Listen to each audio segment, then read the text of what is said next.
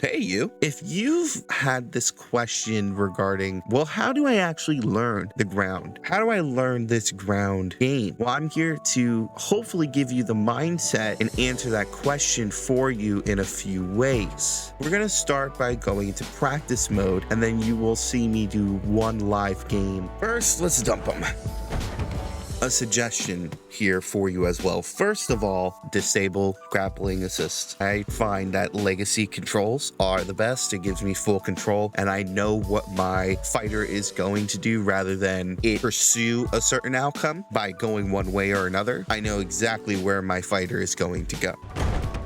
We're going to start with full guard, right? If we're on the ground, right, here are the possible options that we have. And the first thing I'm going to show you is when I hit LT and LB, look, I can get a different transition for a Kimura. I can see that there's a guillotine, an arm bar, a get up option, and full guard. If I go to get up, that's to my left. You see how his body is shifting? He is hipping to his right, but he's creating a gap by looking toward his left. He's looking toward his left side. If I were to go to full guard, and this being on the bottom, I'm making a gap on my right side. There's an opening. My right leg is dropping down. Left leg dropping down, right leg dropping down. And I'm looking to my right. I'm looking to do a full guard transition like this. And now this is useful for a sweep, a certain sweep. You do something like this, and then you do that. Now mid-transition, that's a sweep. And now we'll cover things like that in a second, but I just wanted to show you. I just wanted to show you that for a moment. Get on the ground.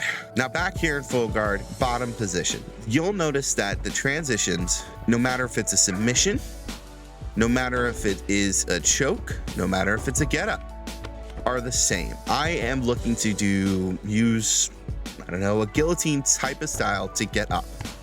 So, up.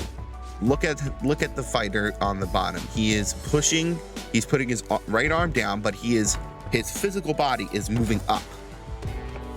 He is moving up and he's pushing his heels to the canvas.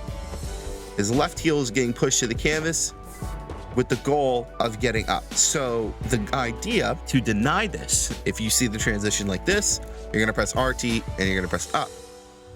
Now, the last thing I'm gonna show you is down. Look at that. And I can play with that too.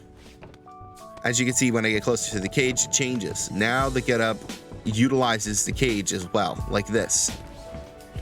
But still the same. Look at that. He's pushing away from the opponent using what is known as feet on hips. Now, I showed you the bottom, I'll show you the top, and then I'm going to explain certain positions and the mindset behind where I am looking when it comes to learning each of the transitions so that you know how to get out. Now, let's say I'm on top.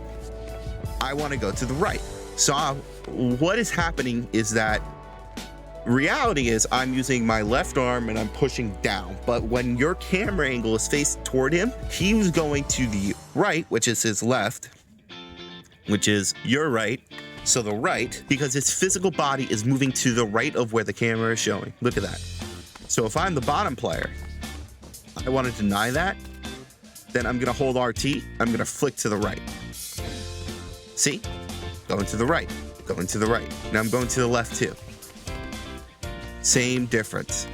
Now look at that. He's jerking his body motion up in order to either posture up in the full guard or even potentially get up. But look at the difference here. There's also a get up and then there's stack guard, which looks the same in this advanced variation. And then feigning transitions is simple. To feign a transition quickly,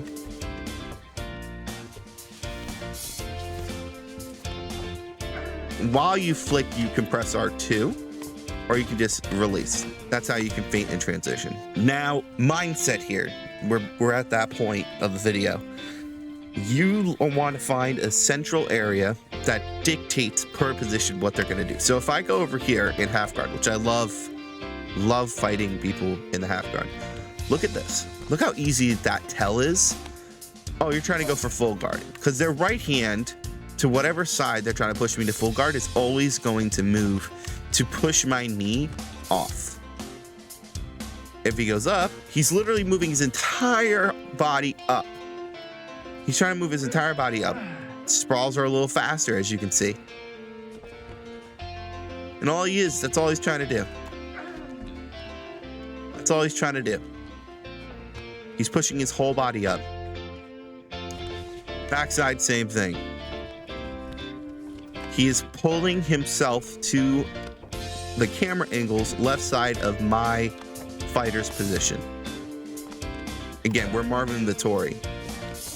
So you notice that he is using his right arm, pulling himself across, and he's trying to get a better position. Now, last thing we'll show is side control, since these are the 3 top positions that you're going to find yourself in. So this right here is a knee on belly. It's a very slight movement, but as you can see, I am bringing my hand and I'm moving it up in position onto his stomach so that I can do this. From this position, there's a bunch of different options.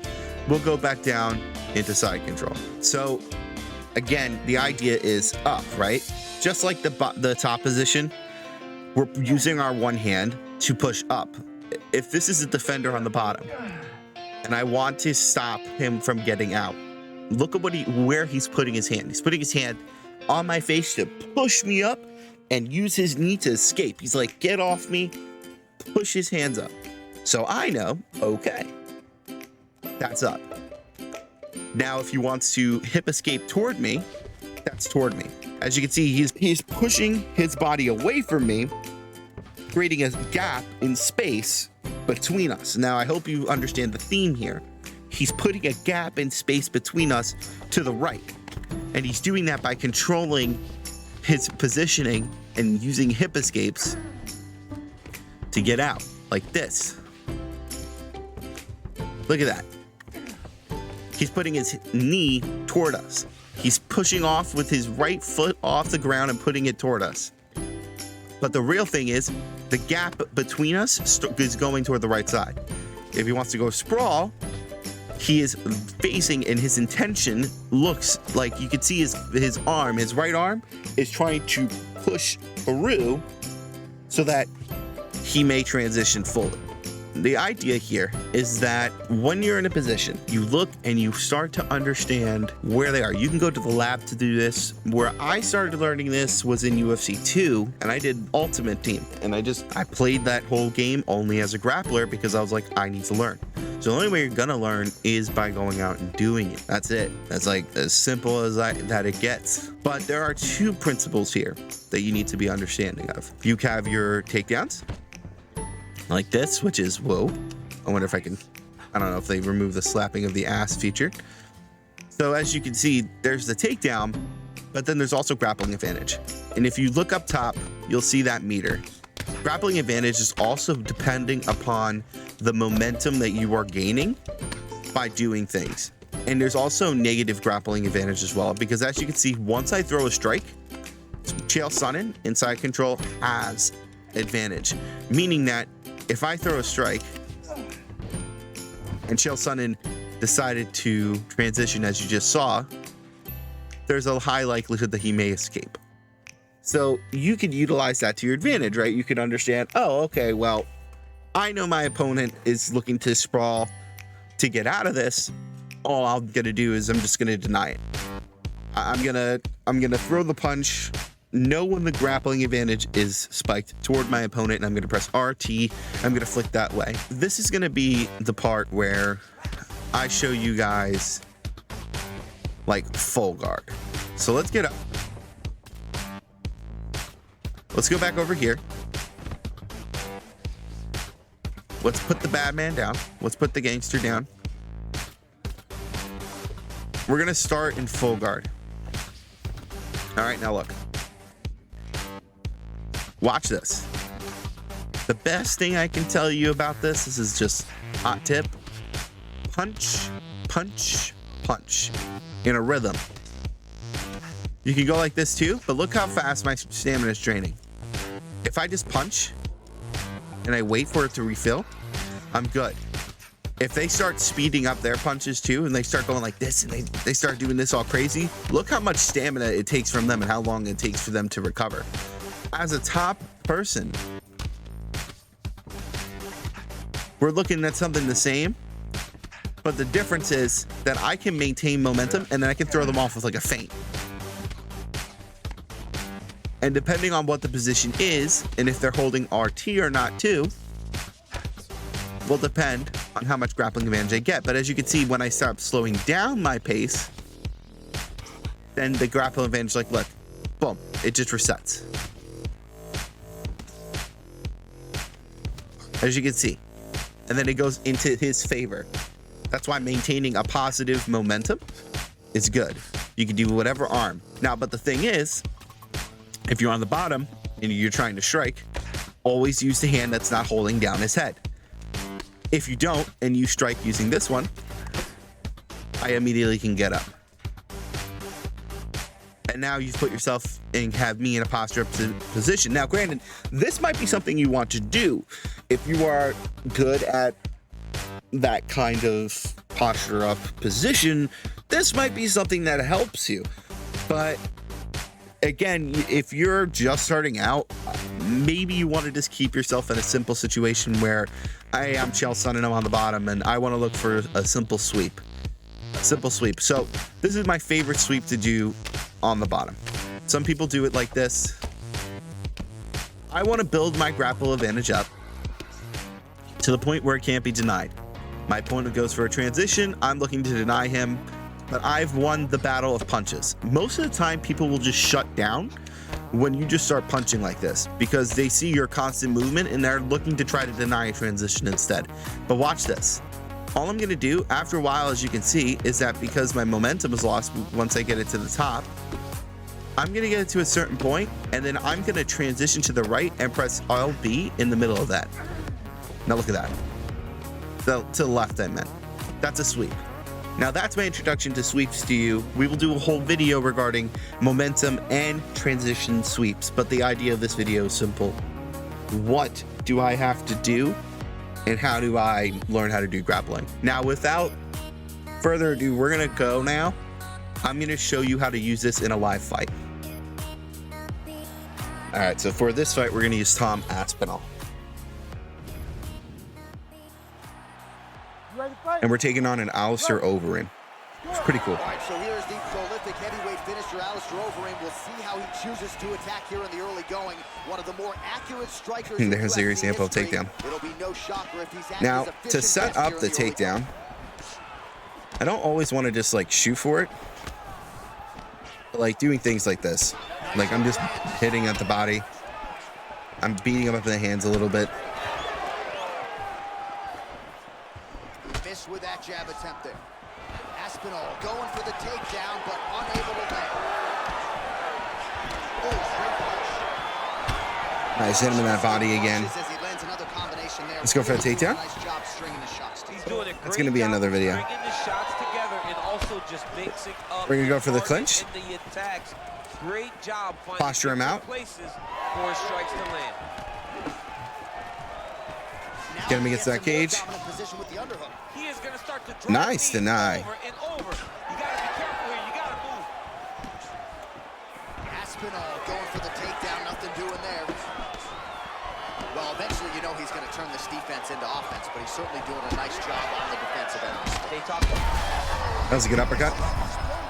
the biggest shot that has landed all night. I mean, doesn't seem like it's going to be a grappling tutorial then. It seems like it's just going to be me beating his ass in the hands. There we go. Now we got the grappling off. Now look at that. He moved immediately to the left there, so I was able to deny it. And again, we denied. His body is moving to the left. Deny that. And we're going to go for that Kimura position now. Now, this is the same principle. We're going to go for the backside now. He went up here. He's pushing his body off of mine to go up. And we're gonna pull him into back setting. We're gonna deny this because he is looking to get into a certain position by pushing his hands in a certain way. We're going to go to full mount. Block, punch, punch. Now watch this. This is to the left because he's pushing his body to the left. You can also determine it because it's the opposite side hand that is pushing your underneath your armpit. See, like that? Now watch. That's, he's attacking my left side of my body. That's how we knew where he was supposed to be. We're gonna wait a second now, just to time it. Punch him once. He goes up because he's pushing his knees up on me. See that? Now we're gonna go for this armbar. We're just gonna try to go for it. Now that right there was the right side, and he beat me in the race.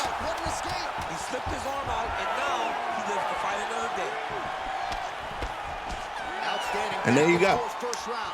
That's a little bit of an example when it comes to the grappling. I have to get a lot better when it comes to understanding the animations by heart for what he's trying to do to escape. But I tell you, as he walks back, he looks like that was a good uppercut. He also hit me in the leg there. So not bad. We're going to still go for that strategy. We're going to be looking for another takedown.